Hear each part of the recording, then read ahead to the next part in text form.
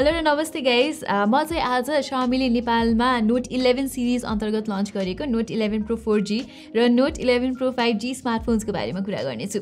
तपाईहरुमध्ये धेरैजना चाहिँ अब 4G भर्जन लिने कि 5G भर्जन लिने भनेर कन्फ्युज हुनुभएको होला। सो यो भिडियोमा चाहिँ म सबै कुराहरुलाई कम्पेयर गरेर यी दुई मध्ये कुन चाहिँ डिभाइस लिँदा बेटर हुन्छ भन्ने टपिकमा चाहिँ कुरा गर्नेछु। एकदमै इन्ट्रेस्टिङ छ रिजल्ट्स, सो एन्डसम्म चाहिँ यो भिडियो अवश्य पनि हेर्नु होला। ओके, सुरुमा प्राइसिङकै कुरा गर्नु पर्दाखेरि चाहिँ Note 11 Pro 4G को प्राइस चाहिँ 35,000 रुपैयाँबाट सुरु हुन्छ भने 5G भेरिएन्टको प्राइस चाहिँ 38,500 रुपैयाँबाट सुरु हुन्छ।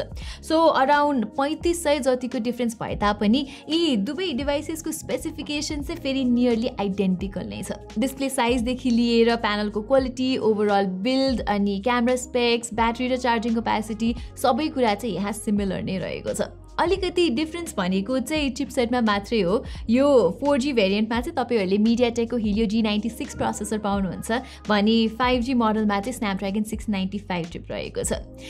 यिनीहरुमा भएको छुट्टा छुट्टै चिपसेटले गर्दाखेरि चाहिँ मेजोरिटी दुईवटा कुरामा चाहिँ फरक पर्छ स्मार्टफोनमा।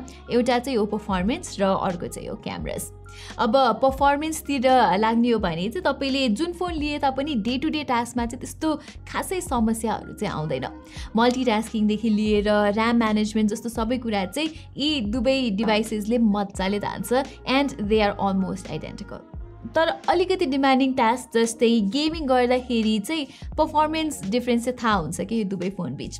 Snapdragon 695 मा भएको सुपिरियर प्राइम कोर्सले गर्दाखेरि चाहिँ Note 11 Pro 5G को सस्टेन परफर्मेन्स चाहिँ स्लाइटली बेटर भएको तपाईहरुले पाउनुहुन्छ। Note 11 Pro 4G मा भने चाहिँ 15-20 मिनेटको गेम प्ले पछि PUBG जस्तो गेम्सहरुमा चाहिँ स्टटर्सहरु नोटिस हुन थाल्छ। अब बेन्चमार्क्स हेर्ने हो भने पनि 5G मोडल चाहिँ अलिकति बेटर भएर निस्किन्छ। तर गेमिङ तपाईको नेसेसिटी होइन भने चाहिँ Helio G96 will serve you just fine। Performance सँगै मैले यहाँ कनेक्टिभिटीको कुरा पनि जोडिहालेँ है त। Snapdragon 695 पावर Note 11 Pro चाहिँ एउटा 5G इनेबल्ड फोन हो र कम्पनीले पनि यहाँ 5G ब्यान्ड्सको मामलामा कुनै पनि कन्जुसाइ गरेको भने चाहिँ छैन। एज टोटलमा यहाँ 13वटा 5G ब्यान्ड्सको सपोर्ट रहेको छ भने Note 11 Pro 4G मा भएको Helio G96 चिप चाहिँ 5G मोडेम भएको चिपसेट होइन। सो जस्ट यसमा चाहिँ 4G मात्रै चल्छ। तर नेपालमा भनेको चाहिँ 5G रोल आउट हुने डेट अझै पनि कन्फर्म भइसकेको छैन।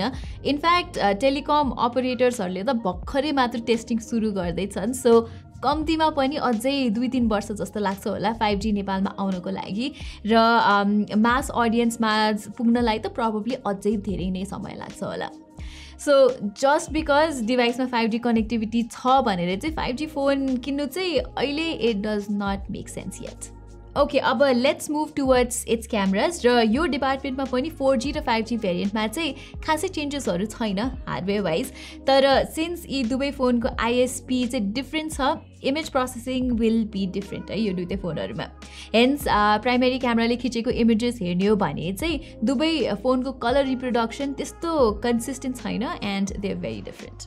तर ओभरअल डिटेल्स र शार्पनेस चाहिँ सरप्राइजिङली 4G मोडलको बेटर छ। युजुअली स्न्यापड्रागन प्रोसेसरको इमेज प्रोसेसिङ चाहिँ राम्रो हुनुपर्ने हो, तर यहाँ चाहिँ MediaTekको बेटर छ। यो कुरा चाहिँ अल्ट्रा वाइड एङ्गल लेन्समा पनि थाहा हुन्छ। एज यु क्यान सी कि Note 11 Pro 5G को फोटोजहरू चाहिँ अलिक बढी स्याचुरेट भइदिन्छन् जसले गर्दाखेरि डिटेल्सहरू चाहिँ लुज हुन जान्छ। पोर्ट्रेट्स पनि अलिकति इन्कन्सिस्टेन्ट छ दुवै फोन्सको। यो 4G भेरिएन्टको फोटोहरू चाहिँ कहिलेकाहीँ निकै डार्क अथवा ब्राइट आइदिन्छ भने 5G ह्यान्डसेटले चाहिँ ब्लर गर्दा मेसअप गरिदिन्छ कि। जस्तै अब यो इमेजमा चाहिँ तपाईँले देख्न सक्नुहुन्छ कि मान्छेलाई नै ब्लर गरिदिइसक्यो। त्यसै गरी स्किन टोन पनि यिनीहरूको खासै नेचुरल चाहिँ छैन। ओके, अब लागौँ सेल्फिजतिर र यो केसमा चाहिँ Note 11 Pro 5G मा मैले एउटा वियर्ड बग भेटाएको छु। मैले चाहिँ फोटो खिच्नुभन्दा अगाडि AI मोडहरू सबै बन्द गर्ने गर्छु, तर यो 5G ह्यान्डसेटमा चाहिँ ब्युटी मोड अफ नै नहुने रहेछ। So as you can see Note 11 Pro 5G को फोटोजहरूमा चाहिँ निकै स्मुथनिङ भएको छ। सो आई होप कि कम्पनीले यो इस्यु छिटै नै फिक्स गर्छ होला एउटा OTA अपडेटको मार्फतबाट।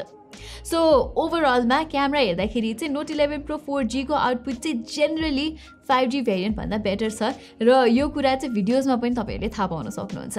यहाँ दुवै डिभाइसले चाहिँ 1080p 30 fps को भिडियो मात्रै खिच्छन्, तर as you can see Note 11 Pro 4G को आउटपुट चाहिँ कन्सिडरेबली स्टेबल छ। अब पर्फर्मेन्स र क्यामेरा बाहेक अघि मैले सुरुमा भने जस्तै यी दुवै डिभाइसमा पाइने अरू कुराहरू चाहिँ सिमिलर नै छ र सबै कुरालाई मध्यनजर गरेर एउटा value for money mid range phone लिनु पर्यो भने चाहिँ I would definitely go with the Note 11 Pro 4G। यो फोनको क्यामेरा इज प्रिटी एभरेज तर 5G भन्दा चाहिँ बेटर नै छ। त्यस्तै पर्फर्मेन्सतर्फ स्न्यापड्रागन 695 को सस्टेन पर्फर्मेन्स चाहिँ अलिकति बेटर भए तापनि Helio G96 is more than sufficient for most users. Plus Snapdragon 695 is by no means a gaming chipset, so 40,000 को अराउन्डको प्राइसमा चाहिँ एउटा राम्रो फोन किन्ने सोचमा हुनुहुन्छ भने it's better to skip the Redmi Note 11 Pro 5G and go with something like स्यामसङको ग्यालेक्सी M52 जसमा चाहिँ निकै पावरफुल स्न्यापड्रागन 778G चिपसेट भेटाउनुहुन्छ तपाईँहरूले on top of better cameras of course. और यदि तपाईँलाई चाहिँ एउटा ब्यालेन्स फोन किन्ने तपाईँ सोचमा हुनुहुन्छ भने चाहिँ there is the Realme 9 Pro Plus as well. So guys that is all for this video. र यदि तपाईँ रेडमी नोट 11 प्रो 4G र 5G मध्ये कुन डिभाइस किन्ने भनेर कन्फ्युजनमा हुनुहुन्छ भने चाहिँ आई होप यो भिडियोले तपाईँको कन्फ्युजन क्लियर गर्यो होला। र हामी चाहिँ यस्तै टेक रिलेटेड अरू भिडियोजहरू पनि लिएर आउने नै छौँ। हाम्रो च्यानललाई सब्सक्राइब गर्न नबिर्सिनु होला। यति भन्दै म प्रतिमालाई बिदा दिनुहोस्। धन्यवाद।